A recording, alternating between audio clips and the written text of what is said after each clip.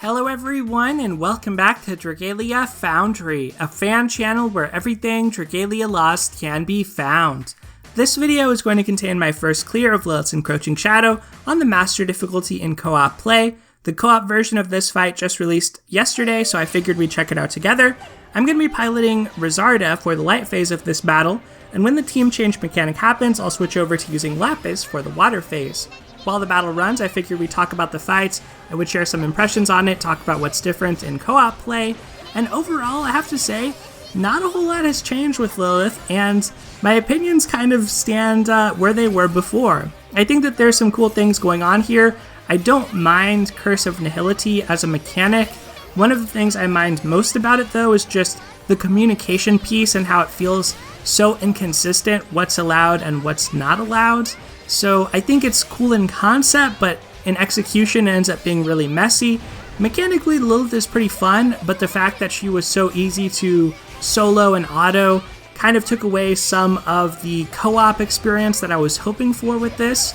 At the same time, since she isn't too big of a grind and I'm pretty much done farming her at this point, I feel I can relax a lot more with Dragalia Lost compared to some of the Agito, so I almost don't mind the fact that she's less of a slog to get through than the Agito in some ways. It's weird, I want hard content, but I also don't want it to be something I necessarily have to farm, and so for me, Legend Cielo kind of hit that sweet spot, particularly in solo compared to co-op, whereas with Lilith, there's not much reason to even play the Master difficulty to begin with. Essentially, the Master difficulty in both solo and co-op is just one and done. You get your first clear bonuses, you get your Wormites, you get your Deathless or whatever, and there's no reason to go back because it's more efficient to farm on the Expert difficulty, which is kind of a shame because Master is the only place you actually get to see the really cool team change mechanic that they implemented for this fight. So I'm certainly hoping for a little bit more excitement when it comes to the other Sinister Dominion bosses, just something a little bit extra as far as creating an incentive for people to play. Now obviously you can see I'm still not perfect or adept at this fight by any means, with me getting hit pretty badly there. We do get our reverse sweet circle. This pattern is less common, I find, than the other pattern, but if you know what to do, if you've played Master a lot and not used auto as sort of a crutch, with the AI control helping you out, the sweet circle is very predictable and you can reliably avoid it unless you actually make a mistake. And that's kind of the case with all of Lilith's mechanics here. Some of the stuff like the Corrosive Fog and the Curse Shackles she throws out, the global AoEs, those can hurt you if you let her stack up strength buffs, particularly in Phase 2. But with Phase 1, you can kind of clear it before her strength buffs accumulating really starts to matter and hinder your team a lot. One of the only differences mechanically in co-op compared to solo is this Candy Shower attack, where all 4 players get purples instead of just one player. But outside of that, the other differences are more behind the scenes things, like needing more healing to cleanse off corrosion and her having a higher HP. Once we get her down to half of her life total, we switch over to water, where I am using Lapis, and in the water phase, this is where things start to feel a little bit more dangerous because you don't have the awesome healing power of Hildegard, so mistakes are going to be more dangerous here if you accidentally hit your toe against one of those lingering red candies there. That could potentially spell your doom. If you don't iframe successfully that red AoE, or you haven't broken the wing so part of it is purple, that could be dangerous.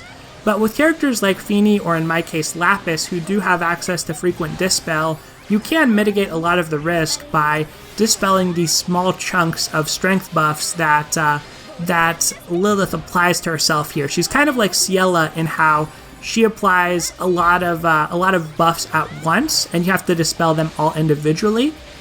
We're almost at break here, and so this feels a little bit different mechanically than solo, just because, you know, in solo play, you're probably going to break almost immediately in Phase 2, so you're not necessarily going to see some of these patterns. But in co-op, she is more tanky. We don't have any type of gauge acceleration happening, really. We weren't exactly trying to shred here, so this does take longer, I would say. You see some more mechanics that you may not be used to, but they're all things that she kind of does in both Phase 1 and Phase 2. And otherwise, I don't really have a whole lot of strong opinions when it comes to Lilith.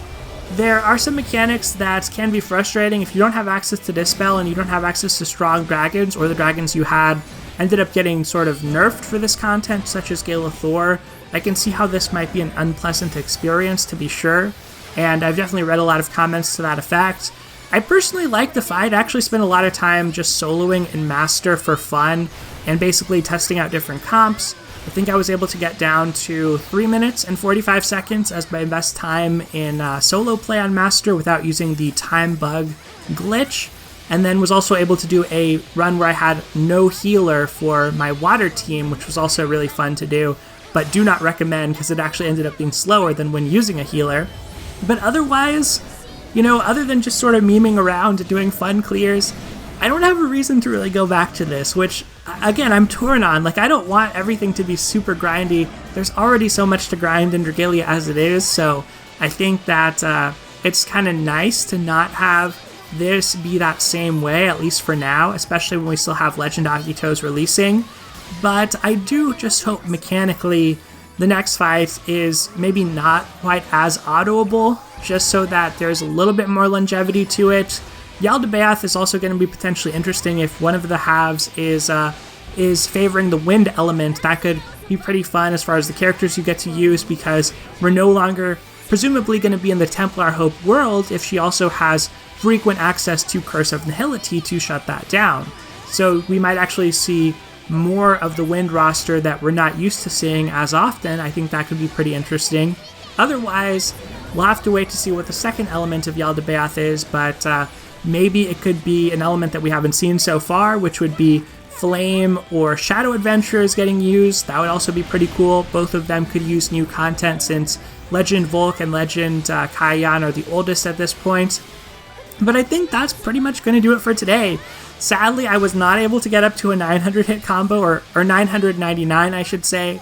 I actually made a mistake here and dropped combo during this candy shower, so unfortunately my combo at 948 there got interrupted. It would have been awesome to clear the fight with that high combo count, but at the end of the day, like I said, it's just one and done, so I got the clear. That's it. I'm not going to come back and really play Master Lilith co-op anymore, sad to say, but we were able to get the job done. So that is going to do it for today, everyone. I'd be very curious to hear sort of your general thoughts on Sinister Dominion, how you feel about Curse of Nihility, how you feel about the design of Lilith, and what you're hoping for in future quests in this new series. But once again, that is all I have for y'all, so thank you as always for watching, take care, and I'll see you next time.